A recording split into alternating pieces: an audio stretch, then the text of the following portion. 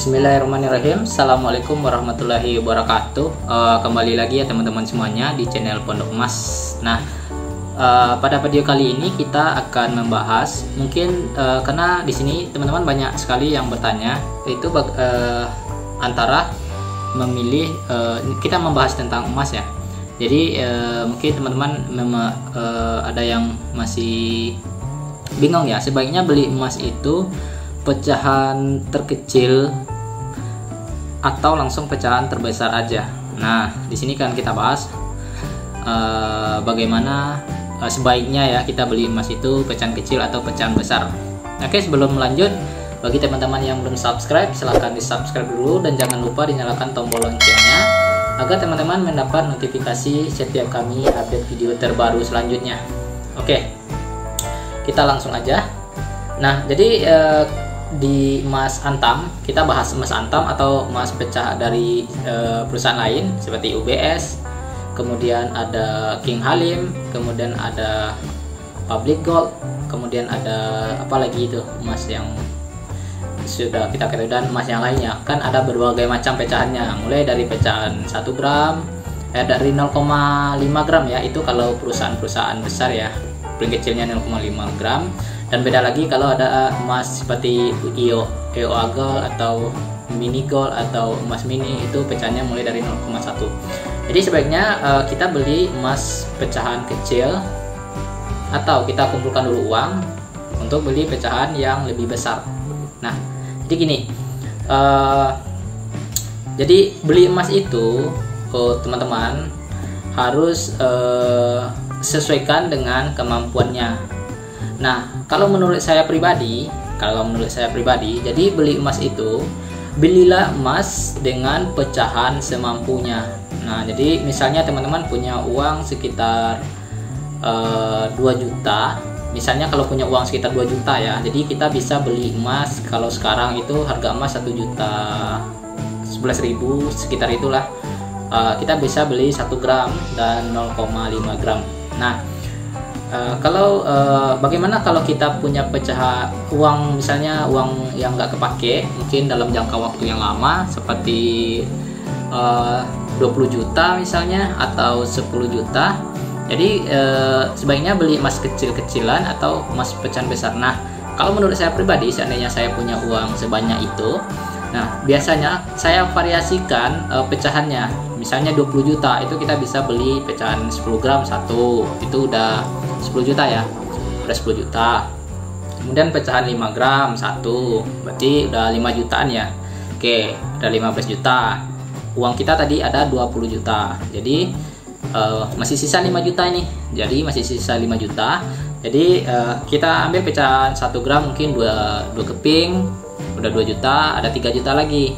Kemudian pecahan 2 gram itu sekitar 2 jutaan. Nah, kemudian pecahan 0,5. Nah, biasanya saya variasikan. Kenapa? Karena saya punya alasan tertentu. Nah, alasannya apa? Gini, kalau kita punya uang sekitar 20 juta atau 25 juta, nah, nanti kan kalau kita beli hanya satu pecahan aja, misalnya pecahan 25 gram, nah, kita kan nggak tahu kedepannya gimana. Mana tahu nanti kita kan gini, mana tahu nanti suatu waktu kita butuh uang dan kita nggak ada lagi uang tuh, misalnya kita untuk minjam ke teman malas atau minta ke orang tua, apalagi minta ke orang tua ya nggak mungkin lah. Nah, sedangkan kita butuh biaya, nah, dan kita punya tabungan 25 gram dan itu satu pecahan aja. Jadi kita punya pecahan satu pecahan 25 gram misalnya ya, 25 gram.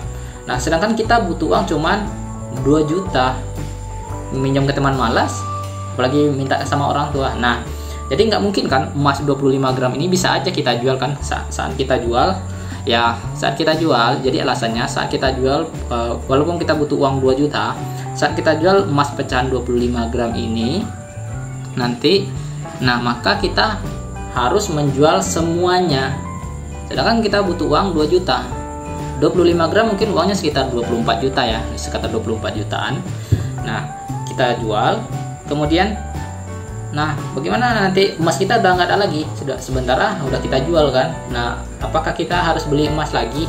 Nah, kita jual emas untuk beli emas.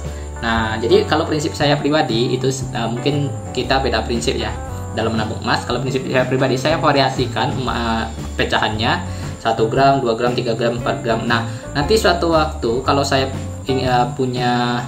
butuh uang, jadi saya jual sesuai kebutuhan aja. Misalnya saya butuh uang 3 juta, berarti 3 juta kita bisa menjual emas sebanyak 3 graman gitu. Mungkin ada pecahan 2 gram 1, atau pecahan 1 gram 3 keping, atau pecahan 2 gram dan pecahan 1 gram 1 keping masing-masing. Nah, kalau kita butuh uang 10 juta, nanti kita tinggal jual aja pecahan 10 juta. Nah, gitu ya teman-teman prinsipnya. Jadi bagi saya pribadi, jual emas itu bukan untuk beli emas lagi, tapi jual emas untuk kebutuhan lain atau untuk membeli barang lain, bukan untuk membeli emas. Nah, kalau kita ingin beli emas, kita nggak butuh uang, kita ingin emas tapi kita jual emas. Nah, jadi prinsip saya bukan seperti itu. Ini prinsip saya, jual emas untuk kebutuhan yang lain. Misalnya untuk anak sekolah, untuk beli sesuatu, mungkin beli televisi, beli smartphone nanti, atau beli kendaraan ya. Nah, jadi itu. Jadi sebaiknya pilih pecahan mana ya yang terbaik. Sebenarnya kalau menurut saya sih divariasikan aja. Misalnya sekarang punya 1 gram, 2 gram, 3 gram, 4 gram. Jadi nanti kita bisa jual sesuai kebutuhan aja. Dan perlu teman-teman ingat, juallah emas untuk kebutuhan lain, bukan jual emas untuk membeli emas lagi. Karena kita sebagai konsumen, bukan sebagai pedagang. Beda lagi dengan pedagang emas. Pedagang emas jual emas, nanti uang yang didapatnya beli emas lagi dengan harga modal, kemudian dijual dengan di markup. Nah, itu toko emas. Nah, kalau prinsip konsumen, kita nggak seperti itu. Jadi kita jual emas sesuai dengan kebutuhan aja kepingnya. Jadi seperti itu ya teman-teman. Nah, nanti kalau ada dapat rezeki yang lebih lagi, belikan lagi, misalnya pecahan 2 gram ya, nggak perlu banyak-banyak, 2 gram, 1 gram. Nah, yang penting seperti itu ya. Jadi tabunglah uang teman-teman itu dalam bentuk emas atau dinar juga bisa ya, dinar. Nah, mungkin sebagai seorang muslim, kita juga seharusnya milikilah emas dan dinar dan dirham, walaupun cuma 1 keping.